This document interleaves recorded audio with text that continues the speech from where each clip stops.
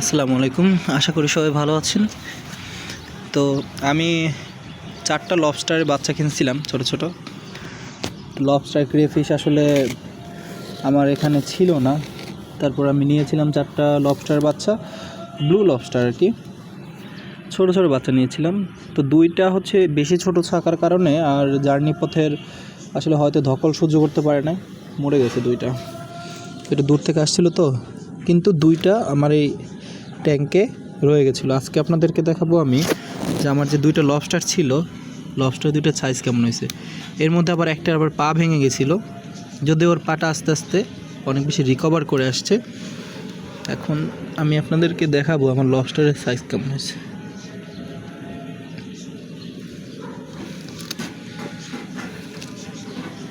যদিও অনেক বেশি দিন হয় না, লবস্টারটা আমি আনছিলাম কতদিন হয়েছে, আনুমানিক 1 মাসের মতো হয়েছে। ছোট ছিল, অনেক ছোট ছিল।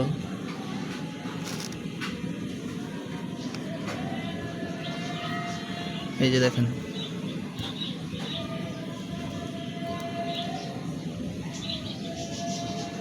দেখেন কত বড় হয়ে গেছে। আসলে এই লবস্টারটার গ্রোথ ভালো, সম্ভবত অনেক বড় হয়ে গেছে।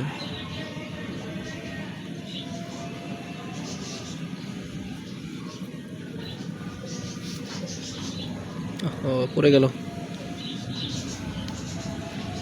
আচ্ছা যাক, এই যে পরের লবস্টারটা আপনাদেরকে দেখাই। এটা হচ্ছে আমার দ্বিতীয় লবস্টার। এটা ব্লু কালারই, 2টাই ব্লু কালার ছিলাম। মোটামুটি ভালো, এটারও একটা ভালো